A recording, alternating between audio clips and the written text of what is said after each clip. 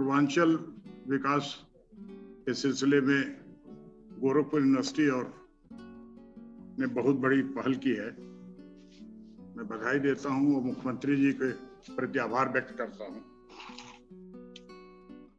उन्होंने पूर्वांचल के बारे में सोचा।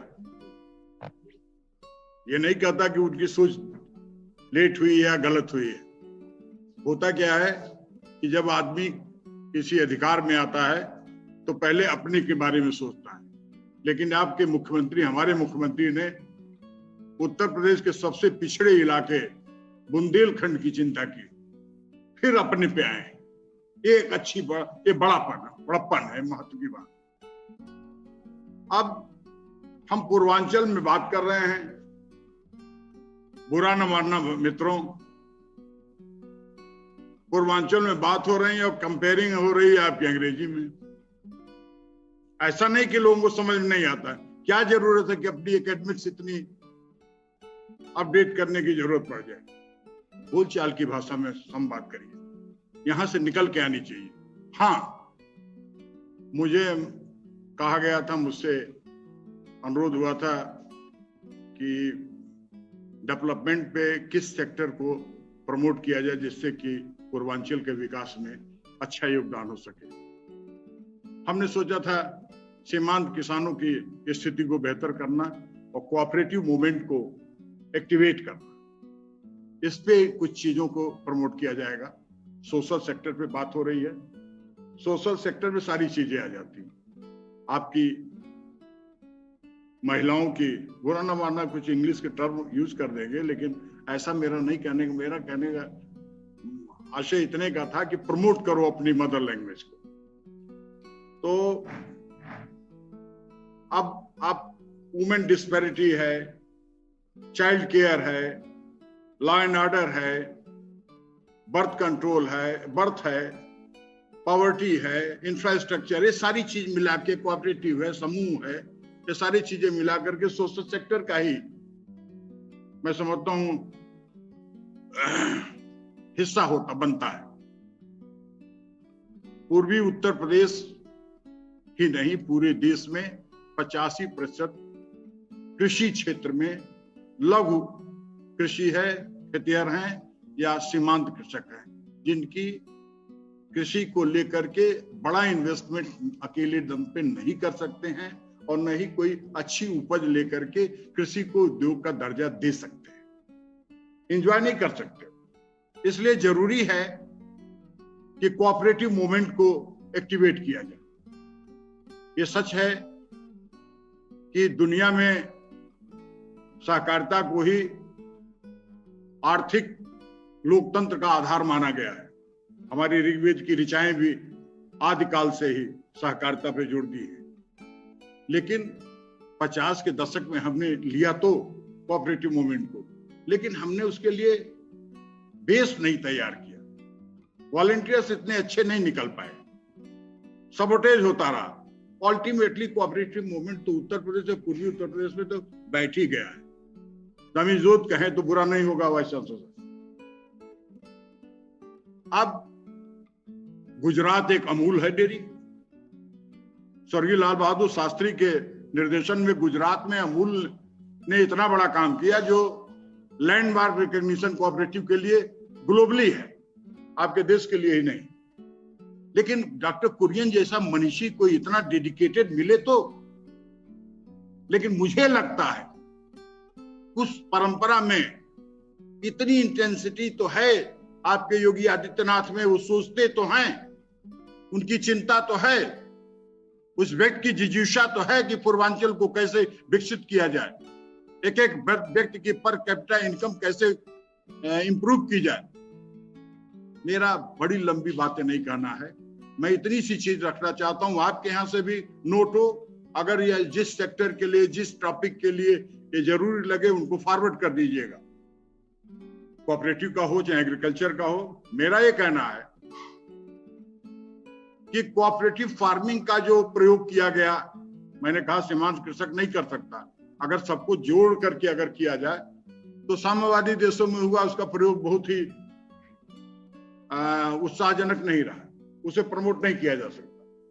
लेकिन एग्रीकल्चर प्रोडक्शन ग्रुप बना करके, ऑर्गेनाइजेशन बना करके, और कोऑपरेटिव कारपोरेट को और पब्लिक को, गवर्नमेंट को कोऑर्डिनेट करके अगर स्कीम चलाई जाए तो हो सकता है कि पूर्वांचल के किसान और लोग किसान उससे आकर्षित हों, उसमें अपने योगदान करें, एपीओ बने।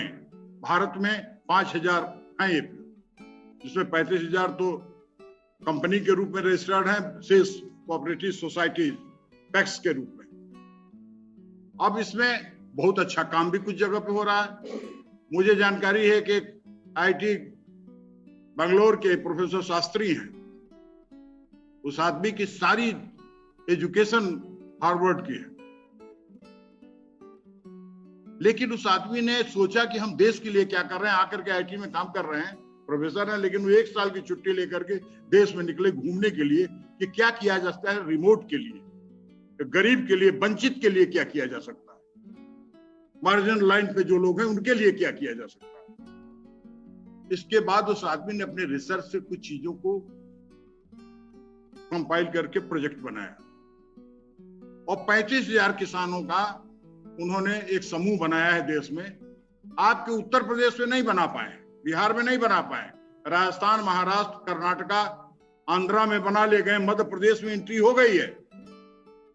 उस आदमी ने ये किया है कि टेक्नोलॉजी बाहर के लोगों को जोड़ करके आपके साथ समूह बना के आपको टेक्नोलॉजी, आपको फाइनेंशियल सपोर्ट करा के आपको मैनेजमेंट छोड़ा है उन्होंने। इसको, ऐसे आदमी को हम लोग इनवाइट करके अपने यहाँ भी उनके मॉडल को अपना सकते हैं। हमें आपसे ये कहना है, अभी आपके यहाँ छठ पूजा हुई। छठ पूजा पूर्वांचल की बहुत ही लोक महत्व की पूजा है। डॉक्टर पांडे कुलपति तो बलिया में ठेठ बैठी हुई हैं, वहां तो सबसे ज्यादा पूरब का छोर है। और एक सिग्नेचर डिश सब घरों में बनती है, ठेकुआ, खजूर कहते हैं ठेकुआ। और ठेकुआ के रेजिस्टेंस ये है कि वो नॉर्मली 10-12 दिन बढ़िया ढंग से सरवाइव करता है, नुकसान नहीं होता। आपकी बाटी है छानी हुई, अगर तेल या घी में छान दी जाए तो भी 4-6 दिन चल जाती है। इसी तरह से अवध के रीजन जो पूर्वांचल में है, उनको लेकर के गोरखपुर बस्ती डिवीजन में एक डिश होती है फरा। अगर इन चीजों का प्रोडक्शन पे और हम ब्रस्ट पैकिंग का जो नई टेक्नोलॉजी आई है, जिसपे टेम्परेचर बहुत नीचे दे करके इसकी पैकेजिंग की जा सकती है, आईटीज वगैरह से इन्वॉल्व करके हम इसकी ब्रांडिंग करा सके कि पूर्वांचल की सिग्नेचर डिशेज आपकी वर्ल्ड मार्केट ले सकती हैं। दुनिया में कोई ऐसा मुल्क नहीं है, हाँ कमी है मित्र, मैं समझ रहा हूं, मुझे से कमी हो रही है आपको। कोई ऐसे देश नहीं है जहां आपका पूर्वी उत्तर प्रदेश नहीं है। तो इसकी आप इकोनॉमी यहां बढ़ा सकते हैं, आप इंडस्ट्री से जोड़ सकते हैं, स्वयं सहायता समूह को प्रमोट कर सकते हैं। उत्तर प्रदेश में 16 कोऑपरेटिव बैंक डिफंड हो गए, बंद हो गए थे, जो सीमांत कृषकों, लघु किसानों को लेकर के अपना आंदोलन चलाता है।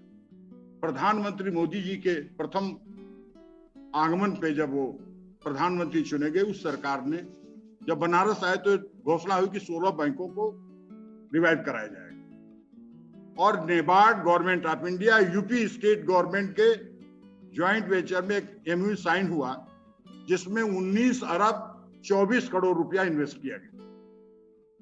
रिजर्व बैंक ऑफ इंडिया ने लाइसेंस तो निर्गत कर दिया, लेकिन वो सारा का सारा पैसा आपके apex bank, UP cooperative bank को चला गया, और उसके जो ब्याज है उससे आप एडमिनिस्ट्रेटिव अपने खर्चे निकालते हैं, और जो उनके जो जमाकर्ताओं के पहले से पैसे जमा हैं उनके कुछ ब्याज अंश दे देते हैं। बिजनेस नहीं कर पा रहे, पैसे का कोई मतलब नहीं रहा, उस सहायता का मतलब नहीं हुआ, वो यही मतलब हुआ कि बाढ़ आवे, आधा पुल बना हुआ वो बह जाए। योगी आदित्यनाथ जी ने अपनी सरकार गठन के बाद कोऑपरेटिव के एक्सपर्ट्स की, ऑफिशियल्स की एक कमेटी बनाई कि रिपोर्ट दीजिए कि कैसे हम इसको स्ट्रेंथन कर सकते हैं, इस मूवमेंट को कैसे आगे बढ़ा सकते हैं। जो रिपोर्ट आई, योगी आदित्यनाथ जी कन्विंस नहीं हुए, उस रिपोर्ट को रिजेक्ट करके उन्होंने IIM लखनऊ के प्रोफेसर विकास श्रीवास्तव की एक कमेटी बनाई, कोऑपरेटिव एक्सपर्ट्स के साथ, बैंकिंग सेक्टर के एक्सपर्ट्स के साथ। उस कमेटी की रिपोर्ट सितंबर 2019 में सबमिट हो गई, लेकिन श्रद्धेय योगी आदित्यनाथ जी मुख्यमंत्री जी के समक्ष उसका प्रस्तुतिकरण नहीं हो सका। ब्यूरोक्रेसी इस चीज की जिम्मेदार होगी, आप नहीं जिम्मेदार होंगे। योगी आदित्यनाथ जी अकेले क्या क्या कर लेंगे, कितना मॉनिटर कर लेंगे, कितना याद रखें। उनके सिस्टम का रोल है कि उनको प्रोड्यूस करे, उसको इंप्लीमेंट करे। मेरी मांग होगी कि सहकारिता का जब तक जन विश्वास नहीं बनेगा, कोऑपरेटिव मूवमेंट जब तक खड़ा नहीं होगा, तो पूर्वांचल विकसित नहीं हो सकता। और उसकी सबसे बड़ी इकाई जो है प्राइमरी सहकारी समितियां और डिस्ट्रिक्ट कोऑपरेटिव बैंक्स हैं, उनको एक्टिवेट किया जाए। उनके जरिए किसानों को और स्वयं सहायता समूहों को जोड़ा जाए। इसके लिए निवेदन होगा आपके इस सेमिनार के माध्यम से कि हमारी बात जाए, आपकी बात जाए। मुख्यमंत्री जी IIM लखनऊ के प्रोफेसर श्रीवास्तव की रिपोर्ट को स्टडी करा के उसको इम्प्लीमेंट करावें। इन्हीं शब्दों के साथ मैं इस सेमिनार की सफलता के लिए अपनी शुभकामनाएं देता हूं। आप सबसे विनम्र आभार के साथ विदा लेता हूं। धन्यवाद।